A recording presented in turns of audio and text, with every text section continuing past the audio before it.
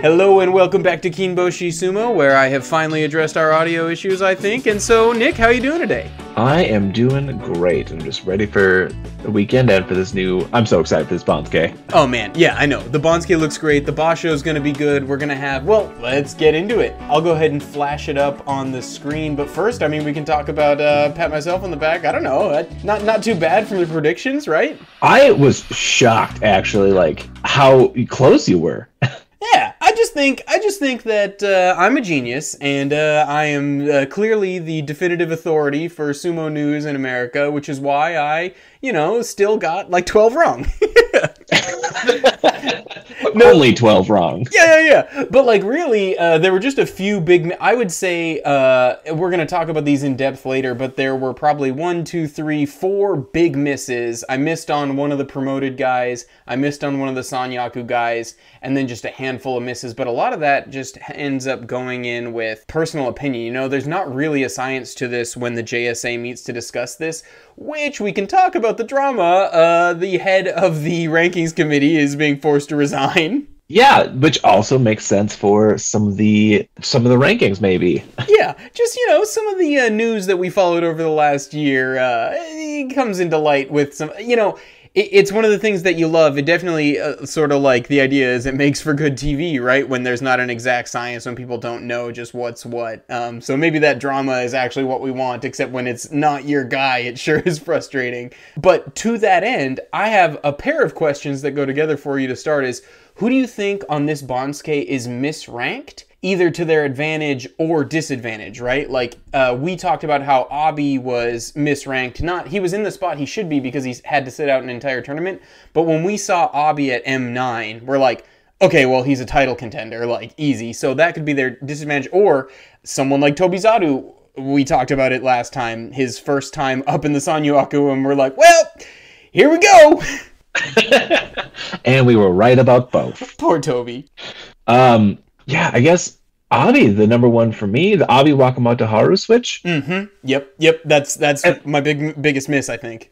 I think, and I understand like why you missed it, to be honest with you, going from Maegashira 4 to Komusubi on a 10-5, like it's not bad, but that's a big jump, which only happens because the other Komusubis did so poorly in the last tournament.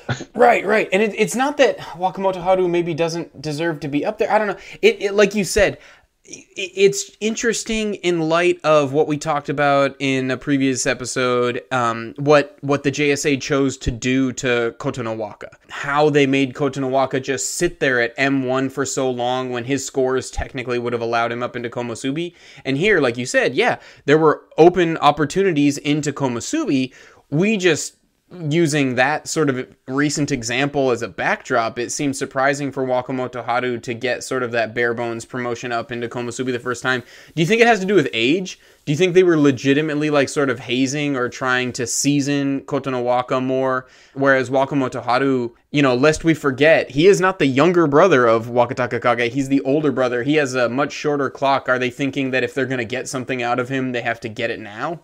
That could be. I mean, kind of like we talked about with Kotonowaka, with his his family involvement too, like really making sure he's ready, because you don't want to throw somebody like that up there and then also just get tanked. That looks bad for everybody. Right. Yeah, if you're expecting him to become a thing, and if you have the time for it, then go for it. And then by the same token, taking one piece out of that equation, you don't have the time. Like Wakamoto Haru's 29. He'll turn 30 this year. Like, I don't know. Yeah, and again, not that he's bad. He's doing well enough, but it's a lot of single-digit wins. And I know. For me, and it would have been a huge jump to go from, like, Maegashira 9 to Komusubi, even with a title win. Like, I totally get that with Abi. But he's below Mitakayumi. He's below Tamawashi. Either one of them should have been dropped to make room for him. And I think you could argue that same thing with Tobizaru and Daisho. Not that they did bad the last time. I think they were both about 7 and 8, if I remember correctly. But... you could drop one of them to have the tournament winner. I'm with you. That's the part where it's confusing with Abi, is that he's M3. So like he moved up 6 spots, but he won the Yusho. Like, what are we talking about here? And he beat Takayasu. He beat Takakeisho. It's not like he just kind of cruised through the whole thing. He beat a lot of good people. And like, I still wonder if it's because he injured Takayasu. Like, it was a political thing that they didn't. Maybe, yeah. I mean, it's the maybe, only thing that to me that makes sense. Or like, yeah, that or well, no, even his big drop wasn't like an attitude problem thing or anything. He got injured and sat one out. You know what I mean? So like, I could see them still trying to like make him pay for the past crimes, or I don't know. They do a lot of weird stuff like that. Yeah, just very strange. I don't know. Like, I think we are not talking about this if they had jumped him to M1. I really, yes. I think we're talking about like, yeah, well, okay, so they kept him out of the Sanyaku Such Is Life, but M3 was just confusing. Yeah, like I said, if he got up to Komusubi, that's a 10 rank jump. Like, that's a lot, but M1 at the minimum for a tournament winner. It doesn't make sense otherwise. Yeah, very, very curious. So that's definitely a guy. Do we think that's going to be to his advantage? Like, at M3, is he going to get enough cream puff sort of matchups that he can contend again? Or, I mean, at M3, they're still going to make you fight probably almost every one of the Sanyaku, although our Sanyaku is enormous this time. It's just nobody at the top. No, I think it'll help him out. I mean, even at 3, he's still fighting like a lot of really good people. He's still got to go like Nishikifuji, Ryuden, Sanum. He'll still be fighting good people, but it's going to dip down enough that only half of his fights are going to be Sanyaku. Yeah, so maybe he's the one who can break this trend. We talked about now that we don't have a Yokozuna currently, and that the Ozekis have been just garbage all of last year. How we've had these sort of wild card tournaments, but part of that wild card has been these dudes who either contend for it or win the surprise Yusho absolutely collapse like almost immediately afterwards. We saw what happened with Ichinojo, Tamawashi here recently, he's another guy who did not drop as far as I thought he was going to. I don't know. I guess he's 9 and still in the Maegashira 2. Yeah, you know what? I'm wrong. You're right. He's probably fine. But anyway, Abi, maybe he can break this trend of guys absolutely sort of collapsing and not even kachikoshiing after winning a Yusho. I think that'll be to his the rank will be to his advantage there. Like, I hate to see him rank that low after that, but he'll get his Kachikoshi at least, which will be good. Like you said, kind of break that streak of like just doing awful. And I think we both think that he's going back into Sanyaku here after this. For sure. I think skill-wise, he's for sure at least at Komusubi, maybe Sekiwake, kind of in that range. Yeah, totally. Like, I agree that he's a sort of bottom of the Sanyaku kind of guy. Yeah. What do you think about, is there anyone who is misranked? So if this is going to be a little advantageous for Abi, is there anyone misranked to their disadvantage? Like someone who got the old jetpack on and we think is about to get blasted? I'm curious to see how Wakamoto Haru will do at Sanyaku, but honestly, I'm also interested to see how Meisei does, because he was a Komusubi last January, but then just tanked a lot of last year. He's been very impressive on the ride back up, but like you said, man, there were some dark days there. And I know he had a back injury last year, but even a back injury, that March tournament, 1-14, I'm like, but you fought the whole tournament, so you weren't that injured. Yeah, but then, and honestly, not an experience thing for Wakamoto Haru, but just like now he's going to be fighting all of the best people every single week, and it's about the grind that puts on your body. I was watching Sumo Primetime the other day, and they interviewed Oho, and he said kind of some of the stuff we've been talking about with him and suspected with him, where he's just like, well, the big thing for me about coming up to Makuuchi that I didn't expect and coming from Juryo is that the Tachi-ai is so physical every single time right at the start. And he's like, by week 8, every single basho, I was ground down. I just, like, everything hurt. And so that's kind of what's about to happen to Wakamoto Haru. We've seen him take some big bumps, man. Like, it's been rough. And he gets back up. He's a strong dude. Both of those Waka brothers do a great job physically training their body, and, they're the bodybuilder types. But what does that do when you're getting smashed by Takakeisho, Takayasu, all these guys every single time? I was about to say, like, can you imagine taking a hit just once from Takayasu? Oh, I'd be shoulder blast, floored for a month. Oh my god. Oh, I would be pudding. There's no way. Although he's one that it pains me to say it. I'm just always, the problem is I think you have to throw out anything I say about Takayasu ever because I'm way too emotionally invested. But just like We talked about it last episode. The dude got a concussion. I'm so terrified for him. Like, he's a guy who I think he deserves to be up at Sekiwake. This is the correct rank and the correct placement for him. And I'm so worried that it's going to be punishing, that he's going to be coming off this injury. And, if someone like Takakeisho catches him in the head, that's going to be a recurrence, another micro concussion. Like, I'm really scared. So I think absolutely Takayasu, like, his performance, when he's on, he should be at this level. Like, I think the only... he didn't do great last May. We'll call that a fluke. That was a terrible tournament. Mm-hmm. And then he missed a couple for injuries, but he's been consistently double-digit wins. He's what you want to see at Sekiwake. Yeah. But like you said, I just am worried about that injury. Like, is he recovered? Because it looked bad. I know. It looked bad. I thought the guy was going to, like, throw up on the dohyo. Like, it looked really bad. Yeah, I hope that that's enough time to recover from that kind of hit. Yeah, I do too. I'm right there with you. Because I think this is what the JSA sees as well as some of the stuff that you just mentioned. I mean, we poke fun at it a little bit or whatever, but it's part of the things we think is cool about sumo, but this honor stuff, this, like, you're dishonoring the rank, like, make no mistake, Mitake, Yumi, and Shodai, they tarnished what Ozeki looks like, and I think the JSA, if you rewound the clock like 18 months, they were in a really good position, and they kind of squandered it and sort of did this to themselves. Like, they threw this egregious ban hammer at Asanoyama, which they never should have done. I completely disagree with how they handled that suspension. Not that he shouldn't have been punished, but, like, that was insane, sending him out for a year. And then Takayasu got dumped out. And I think they're, like, almost for their own sake hoping that Takayasu can actually get back to Ozeki so that he can be consistent. Like, you're talking about, like, 10 wins. Because we know he's not scared of, he doesn't have any problem with the other top rankers because he's been around so long, he's been fighting them so long. I think they're trying their best to hope that he gets up there into Ozeki, because we both talked about it. After the collapse I saw from Hoshoryu, I don't know. And Wakataka Kage, I never thought he was going to make Ozeki until he won a Yusho, and now I feel like everything that's happened after that Yusho has kind of, like, I don't know, reiterated that thought. Those two perform well enough at Sekiwake. I think it's most single-digit wins, so it's not, like, wildly exciting, but they're good. Yep. They're consistent. Like, it's 9... They're getting, like, 9 wins against people who are crazy good. Yeah, it's right. But I do... Sorry, go ahead. So what I do agree with is I think they're really hoping for Takayasu. Like, I don't want them to promote Wakataka Kage or Hoshoryu because they're not consistent enough.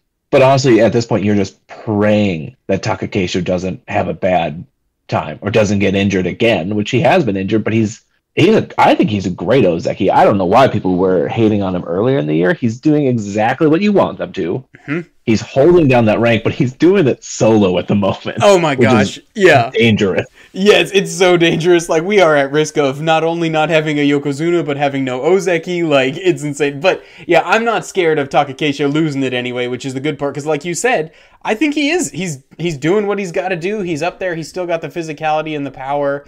I'd love to see him make a Yokozuna run. I don't know if it's going to happen, but I mean, if the rest of the division is that down, you kind of have to expect him to make a run this year.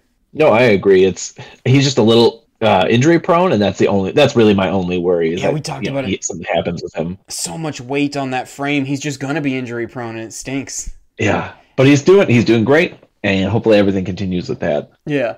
So other than that, any other sort of thoughts as we wrap up our considerations on the Sanyaku here? We've got Kiribayama still at Komusubi, not getting that jump up to Sekiwake. Kotonowaka finally making Sanyaku. Any other thoughts really concerned? Shodai, Sekiwake, bouncing back to Ozeki perhaps? I'm really excited that Kotonowaka's finally up here. I do feel like he's really... And I know I've complained about other people getting just single-digit wins and getting up here, but I feel like Kotonowaka really did it. Like, he's doing super well. He's consistent.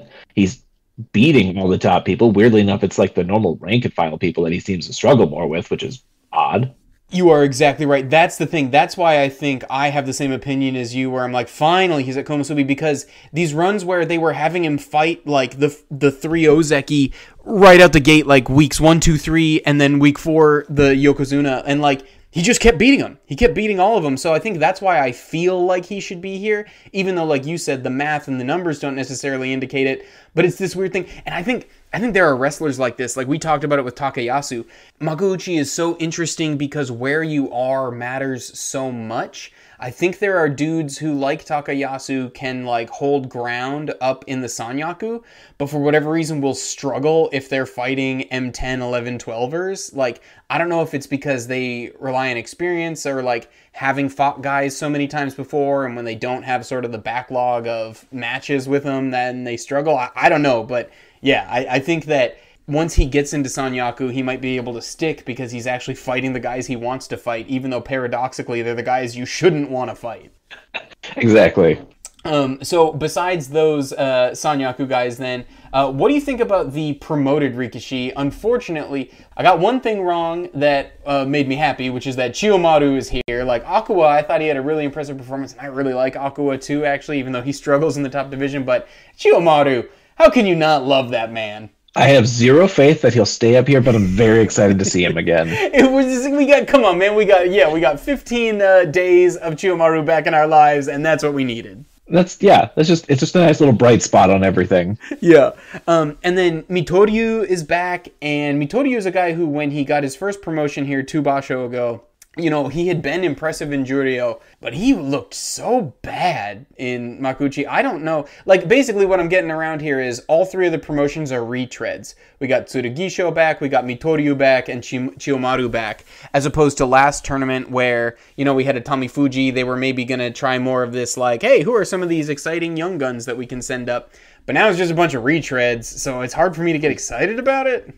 Yeah, because I mean, they're definitely good enough to like be out of Juryo, but it's like, are they quite good enough to be in Makuuchi? It's kind of a weird ground. But I'm excited that Azumaru, they kept him around. Yeah. He's still up here, and I just want him to get it so badly. He's got to. Let's do some quick looking around. So who is around him that he's going to fight? He can beat Mitoryu, he can beat Chiyomaru, he can beat Tsurugisho. Ichi Yamamoto's... Takarufuji. Yeah. Takarufuji. I mean, we should probably talk about that. Like, hypothetically, Takarufuji at M16, we should be saying that this is a guy who can contend for the Yusho because he's better than this, but I don't know if he is. Like, I think that his body just told him about 3 tournaments ago, his body just said, hey, we're done here, but his heart isn't giving it up yet, you know? It was an awful year for him. Just awful. You know what it reminds me of is what happened to Kaisei, and maybe we're about to see that. Like, Kaisei still wanted to fight, loved that guy, but his body was just done. He just couldn't do it anymore. Like, Takarufuji, maybe it's going to be a Kaisei situation, and we're going to see him go down to Juryo and then retire. Yep, that could easily be. Azumaru, I think he could fare well. I'm curious to see how he'll do against Ichi Yamamoto, because I haven't heard anything about how recovered Ichi Yamamoto is from his injury. Yeah, that's a little worrisome. And like, I don't know, guys who have such a physical style like that, relying on tsupari and these long arms and stuff like that, I just worry, you know, that they can't necessarily switch styles. So Well, for somebody to be genuinely injured enough to get like wheeled off, where they actually didn't even make him get up or sit around, or they just immediately took him, like, that's not great. Yeah, you know. Yeah, is he even gonna fight? I mean, sure, he's gonna fight, but like, oh boy. Yeah. So I don't know, Azumaru. It's gonna happen. It's gonna happen. But is he going to contend for a Yusho? No, I don't think so. Yeah. But looking at this Banzuke, who do you think is probably? I don't know. Who do you think are going to be the ones challenging for it? Like last time, we saw that it came down to a 3-way race between Takayasu, Takakeisho, and Abi. But even before that, we still had Hoshoryu and Oho in the mix as well. So if we were going to talk about those 5 from last tournament, like, who do you think is sort of the handful that are going to be in the mix coming into the final days? Takakeisho for sure. I think there's a good chance he's going to win this one. Takayasu's, it all depends on how recovered he is. I know. And honestly, this is my favorite, but I genuinely think Shodai could win it because this just feels like the most Shodai thing he could do is get demoted, win it, and then end up back at Ozeki. I love it. I hate it so much. I love it. Yes. Give me that. I would add, so I'm right there with you with those 3, where Takayasu, the fear is about, is he recovered? But otherwise, like, it's foolish to pick against him with that consistency. Same story for Takakeisho, especially as he's sort of the lone man atop the mountain. A couple more I would toss in are actually Daisho. is really interesting to me. He won January a couple years ago or whatever, but it's interesting. Daisho, like we were talking about guys who fight well against the top fighters and not against others, like I almost like his chances less when Terunofuji's not in it, because for whatever reason he seems to have figured out Terunofuji. So like Terunofuji clears the path for him, knocks out all these other contenders, and then Daisho beats Terunofuji and like sneaks into contention. So maybe it won't happen, but I really like him kind of at M1 there, where he'll get a few softer matches. And another guy who I'm really intrigued about is Takanosho. Again, we talked about it last episode, how it was last year Takanosho and Mitakeumi, these two guys who everyone was expecting to make runs at Ozeki, and now Takanosho all the way down at M9. He has been insanely inconsistent, and that's his whole career, I suppose, but like particularly so last year. But we saw it this very past tournament in May, 11-4 Shikunsho, and he just fell apart at the end. Like, you know, losses to Wakataka Kage, and then Sadanoumi, when Sadanoumi was having his crazy tournament out of nowhere where he was doing great, but like, Takanosho, you cannot lose to the sad man. No. Oh, yeah. God, no. So those are a couple guys who I'm intrigued by. Takanosho more because of positioning, the same way we had Abi streak up from M9. I'm like, maybe Takanosho can do it this time. We'll see if which Takanosho shows up, you know? I'd love to see it. I mean, I think he's definitely good enough to at least be like the top, maybe like M1 to like 4 skill-wise. I know. I think the dude... I legitimately think the dude has the body and the skills to be an Ozeki. I don't really want to see him there because I think it would just be a repeat of what we saw from Mitakeumi, but similar to what you say with Abi about the Sekiwake Komusubi, I'm like, yeah, Takanosho should be a career Sekiwake. Seeing him down at M9, like I'm like, that is a misranking. But it's not. It's not by the numbers, but just feels wrong to me. Yeah, I mean, I don't think he'll get up there to be a contender, but I'm super excited to see Nishikifuji still at next year at 4. Yes. The guy, like, his first two tournaments coming through at double-digit wins, and still getting 9, like, for him to be so new and to be like, oh man, he only got 9 wins, that's disappointing. Oh, this podcast is the Nishikifuji hype train. Like, we are just sitting here quietly waiting for him to get into Sanyaku so that we can start, like, aggressively and irrationally pushing his Ozeki campaign.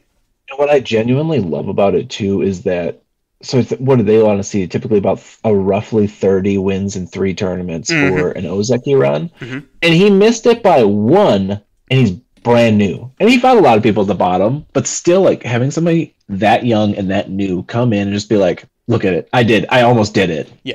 And show those people at the top, just be like, oh, this is coming for you. And the big thing, you and I have already talked about this, but like, let's go. The hype train is full of steam now. Like, we're more impressed with his losses than his wins. The fact that he can fight so many different styles, that he's not a one-dimensional fighter, and that he fought Takakeisho in Takakeisho's style. He fought Takayasu in Takayasu's style. He fights Hoshoryu in Hoshoryu's style. He beat Tochinoshin in his style. He lifted up the big boy.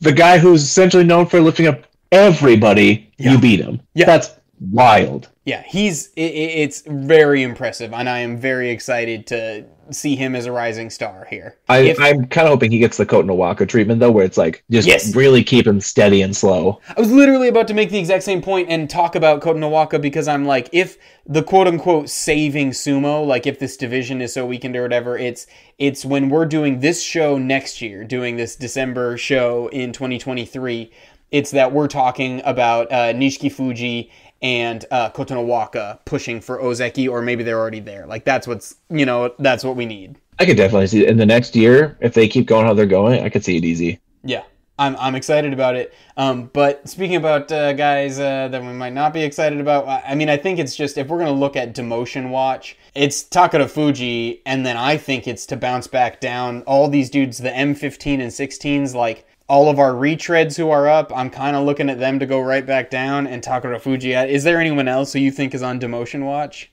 Well, I guess we don't have to worry about Ichinojo. He's just right in that soft spot that he'll probably be fine. But I guess, again, maybe Ichi Yamamoto, again, just injury-wise. Yeah, the injury. That's good. Let's use this as a chance, though. You mentioned Ichinojo, like, he's not fighting in this tournament. Do you want to give any rundown on that? Yeah, finally getting the punishment. Apparently, you should have gotten what, a year and 2 years ago. Yeah, the And way you're that the getting, Sumo Association obliterated Abi and Asanoyama's careers, apparently that should have been Ichinojo too. which is wild because it's like I would have expected Asanuyama. It's like he's the Ozeki, he's fantastic. To be like, oh, maybe we'll kind of hand wave it at him, but it's like you went for Ichinojo, and I get it, it's because it's a stable master was the one, and like he's, I think one of if not the top people at the stable, and he's a favorite, but just weird that he got the special treatment over everybody else. Yeah. Ryuden, Abi, Asanuyama. Yeah. And basically, for those if you are not up to date on it, Ichinojo was basically caught out drinking a couple times during COVID restrictions, right at the same time when Abi and Asanoyama were caught out drinking, both times, so 2 different times. And those guys got these massive punishments where they got demoted down the divisions. Ichinojo, they covered it up and hit it. And also, Nick, were you saying me there was something too about like he like hit his stablemate or something too? Like there was some. So I guess he's had a lot of. Yeah, I'm trying to remember exactly what it was. We could potentially cut this out if I can't find it. Yeah. He's had a lot of alcohol issues, which again makes sense. Like they drink a lot, they're super aggressive, they fight. But I think he assaulted the stable master's wife, and then basically refused to talk to anybody, wouldn't cooperate with an investigation. Like it was just very weird. Ooh.